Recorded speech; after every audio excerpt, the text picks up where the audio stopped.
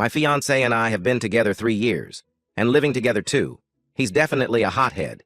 It's been a problem in the past, but he's a wonderful partner otherwise. He cooks, I clean, we both work, and we're best friends. We spend all our spare time together going on road trips, trying new foods, or just hanging out. He has in the past lost it over small things, followed someone home twice over driving, and he yelled at them. He's an angry driver in general. He thinks no one can drive and is often speeding through traffic. His angry driving is an everyday occurrence. I let him drive because it's not worth the stress if I drive because he doesn't like it. He punched a hole in a closet door after a stressful day at work, and I sarcastically replied to his mood. He immediately apologized when he calmed down the next day, but it scared me at the time. This was a year ago. His temper is an everyday thing, but it's never directed at me. He also used to tell me to pack my things and F off if we were arguing. I'm definitely a calm, let's talk this out person. He's an I don't want to talk about it person. He often feels attacked, and it's something we had to work through. He's much better now. He tried anger management but said it wasn't working with his work schedule. His communication is much better. Apart from that, he's an affectionate goofball who treats me like a queen. He would do anything for me, I just have to ask. It's like a different person takes over. Oh, to the incident. We were going on a holiday this week, 12-hour road trip, and we decided to leave at 3 a.m. He said he didn't sleep well, and I annoyed him because I wasn't ready quick enough. I forgot some things, and I admit that I took too long and we left late. We stopped an hour later to grab a quick service station meat pie. I don't really remember the conversation leading up to this. I don't even know if we were arguing. All I know is his meat pie leaked on his shirt. He swore and ripped his shirt down the middle, like the Hulk, and threw it out the window. He proceeded to speed and had the angriest look on his face. I was scared. It was a dark back road, and I could see he was doing 140 kilometers, about 90 mph to my U.S. people. I told him I was scared and to stop, and he ignored me. I told him to please calm down and stop. Suddenly, he slammed on the brakes, and all out things in the back flew forward. He turned to look at me and said, "There!" before taking off again, only faster, doing 160 kilometer, about 100 mph. I sat there terrified to speak up again and that we would hit something. He stopped not long after and told me to drive because he was going to sleep. He woke up 2 hours later and didn't say anything about it. It was an hour or so after he woke up. He said, "Sorry about..." Before I was really tired. I'm in shock. He doesn't seem to think it was a huge deal. It's been 2 days and we've just moved on from it. He said nothing happened and he knows how to control a vehicle, and why would he put himself in danger? I just need some advice. I'm starting to rethink this whole relationship based off this incident, because I'm scared to tell my friends, because they will hold judgments on him. Update: I'm so completely overwhelmed by the response from this group. I never thought I'd receive so many helpful and worried comments. I have 4 more days of this trip, and since so many are telling me to be careful, I am not going to do anything until I get home. You've all shown me it's time to tell my sister and brother what's going on. They live in the same city. Thank you again for all your help. I feel so rattled. I've never once thought it was abuse. I just thought he needed help and support. Update: 2 months later. Thank you to everyone who commented on my previous post. It's been a while since my original post, and a lot has happened. The end of the relationship was nothing short of a soap opera. I spent nights in bed next to him on our holiday reading Lundy Bancroft's book, and I was floored. All the comments were so eye-opening, even if I didn't want to believe it was that serious. So many things were hitting home. So many things I didn't consider abuse, but these were things I wasn't telling friends or family about.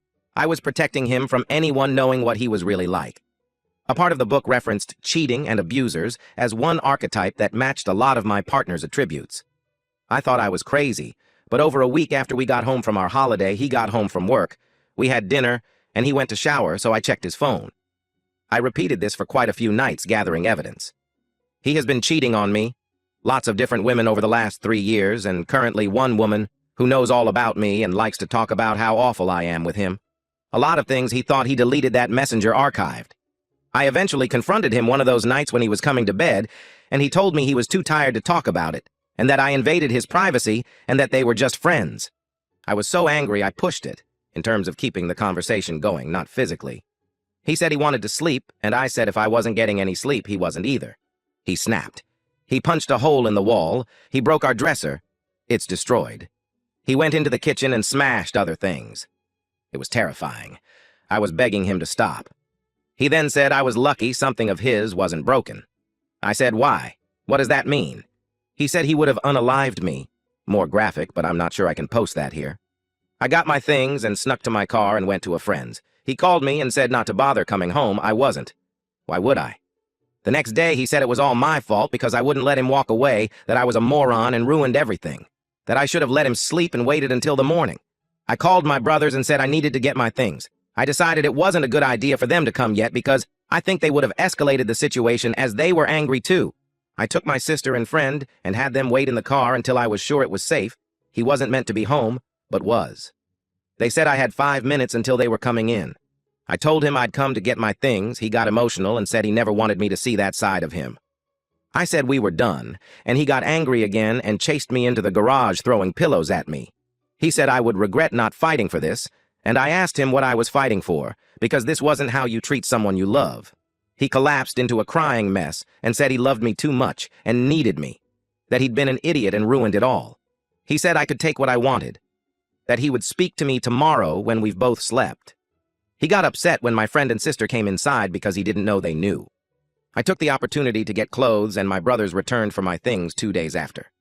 He sobbed on the phone to me to reconsider, that he wasn't getting attention from me and did the wrong thing, that he's really stressed, and it all came to a head. He also told me this would happen to me again, and the devil I knew was better than any other. He was begging me to come home. I cut contact. 3 weeks later, he's posting pictures with one of the other women and in a relationship with her. I'm just floored by the turn in events. Thank you to everyone who commented. This man was an abuser, and writing here saved me.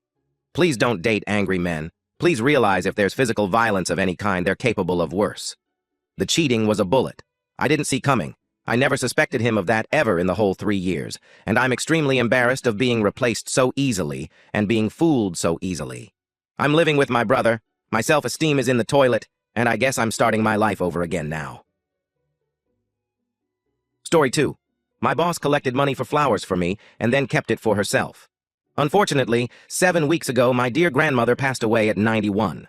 A co-worker of mine told me our supervisor collected money from our team for flowers as condolences for her death. No flowers were delivered from my supervisor and team to the funeral home. 2 weeks after the funeral, I found out a florist in town didn't deliver all their orders for my grandmother's funeral. I sent my supervisor a text explaining the flower mix-up we had experienced. In the text, I told her I was worried about not sending my gratitude to her and the team, as I never got the flowers. Also, I wanted to make sure she and the team were not out the money because of the inept florist. I included my appreciation for her and the team thinking of me. My supervisor replied she didn't order any flowers for the funeral, telling me not to worry, and thankfully they were not lost. Instead, she was planning to send something else to my new husband and I as a condolence. Then she added a flippant, "Sorry, I haven't gotten there yet." Now it has been 7 weeks since my grandmother's passing and 4 weeks since I sent the text about the flowers to my supervisor. My supervisor didn't follow through with sending my team's condolences for the death of my grandmother. My husband and I have not received anything from my supervisor or the team, but my boss still has their money, which is technically theft. Also, I'm feeling hurt by her lack of regard to my emotions about losing a very close loved one. My grandmother passed away 15 days after my wedding, which she couldn't attend due to the injury which led to her death. She was going to be the flower girl in our non-traditional ceremony, all of which I shared with my boss. It was a roller coaster of emotions in a short time frame. I'm uncertain of my course of action here. Should I go to HR? What should I say? My boss didn't take my money, but she did take my co-workers' money and didn't send their condolences. Do I tell HR I'm being treated unfairly as my boss didn't send me condolences like she has to others? She's made sure to send prompt bereavement gestures within 2 weeks for my co-workers with the family losses they've experienced in the past. It's not like it's required or expected for her or my co-workers to send condolences, though it is a considerate thing to do. I feel going to HR will make our already challenging relationship even worse, and she will be supported by them. HR will see it as a personal matter, and she was just forgetful. She may get a small slap on the wrist, but I will pay big as the employee that tattled on her. Our team is only 7 people, so she'll definitely know it was me. Do I ask her again about sending the flowers gift? It already felt awkward when I contacted her before about the flowers, especially after her dismissive response. Also, I'm not certain how to approach it because it's a gesture of caring and other people's money that I'm asking her about. It just feels icky. Many people are telling me to just let it go, but others are saying she committed theft and to report her to HR. What do you think is the best way to handle the situation? I talked to 2 of my most trustworthy co-workers. One being the person who told me she thought my supervisor was sending the flowers for my grandmother's funeral.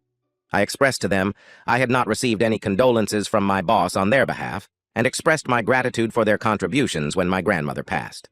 Both asked me if I felt they should mention anything to our supervisor. I told them that was up to their own discretion. I stopped there and decided to not pursue anything with HR. I felt like it was more important to move on. At least, I was able to say thank you to my closest colleagues. Then before our first staff meeting of the 2023 new year, our team was chatting together about our upcoming plans. I said that my husband and I were going to Florida in a few weeks to see my parents. This included visiting with my grandfather, who at 90 decided live in Florida with my parents after losing my grandmother. I had mentioned this new living situation to my supervisor and colleagues prior to this meeting. I kid you not, my supervisor, after I shared my upcoming plans, asks me, "How's your grandma doing in Florida?" Wait, what? Grandma? I quickly and rather coldly replied, "My grandmother has passed." My supervisor got bright red and tried her best to cover her tracks by saying, "Oh yeah, I meant your grandpa. I got confused for just a moment." I said nothing more. I didn't even acknowledge her clumsy attempts to correct herself. An uncomfortably long pause of weirdness loomed over the room for a while before conversation resumed. My most confidential coworker afterwards expressed to me how cringy it was to witness. My supervisor knew she had inconsiderately asked me about the well-being of dead person. On top of that, she knew she was sitting on money collected to give the team's condolences for my grandmother's passing. At beginning of March, I received a text out of the blue from my supervisor stating in a very professional manner, "I am so sorry. I just realized I have been remiss in sending a condolence gift from our team for your grandmother." Included was a $25 gift card to Starbucks. I sent the following text of gratitude, the team's texting thread. "Thank you everyone for the $25 gift card to Starbucks in memory of my grandmother passing in October. I appreciate the thoughtfulness." My supervisor, only 5 months down the road, and after sticking her own foot in her mouth, did finally produce the gift. In the end, she made good on her responsibility and promised to our team to provide a gift on their behalf. However, not before embarrassing herself in front of her team and giving me the opportunity to point out her massive tardiness.